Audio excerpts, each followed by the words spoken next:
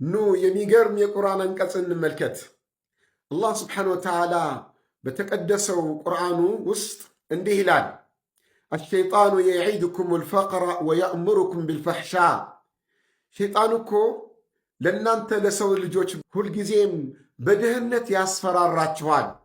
ሰደቃ ልትሰጡ ስትሉ ትድሃያላችሁ ይላል።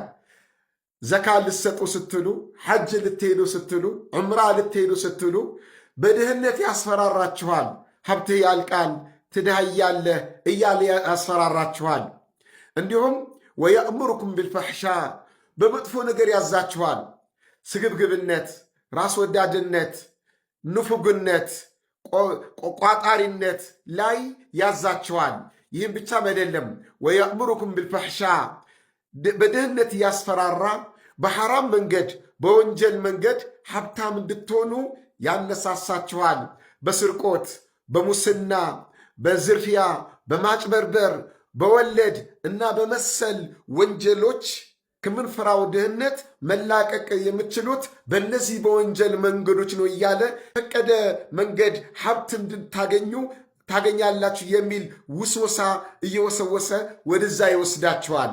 አላህ ግን ወላሁ የዒድኩም መግፊረተ ሚንህ፣ አላህ ስብሓነሁ ወተዓላ ግን ከሱ ይቦ የሆነ ምህረትን ቃል ይገባላችኋል። ይህን ተስፋ ይሰጣችኋል። ሸይጣን ከአላህ ጋር እንድትጣሉ ከራሳችሁም ጋር እንድትጣሉ ማድረግ የማይችለውን ነገር አጉል ተስፋ እየሰጣችሁ ወደ ወንጀል ሲያነሳሳችሁ እናንተ የሸይጣን መንገድ አንጓዝም ብላችሁ ሸይጣንን እምቢ ብላችሁ ወደ አላህ መንገድ የምትመጡ ከሆነ ተወስውሳችሁ ወደ መጥፎ መንገድም ሄዳችሁ ከነበረ ተጸጽታችሁ ወደ አላህ መንገድ ከተመለሳችሁ አላህ ለእናንተ ምህረትን ለመስጠት ዝግጁ ነው። ሸይጣን እናንተን ከአላህ ለማራቅ ወደ ወንጀል ወደ ክፋት መንገድ ሲወስዳችሁ አላህ ደግሞ ወደ መልካም መንገድ ወደ ምህረት ወደ እዝነት ወደ ምህረቱ እየተጣራ ሊምራችሁ ዝግጁ ነው ይላል አላህ ሱብሓነሁ ወተዓላ። ይህም ብቻም አይደለም፣ አላሁ የዒዱኩም መግፊረተ ሚንሁ ወፈድላ ትሩፋቱንም ጭምር አላህ ሲሳዩንም ጭምር ለእናንተ እንደሚሰጥ ቃል ይገባላችኋል።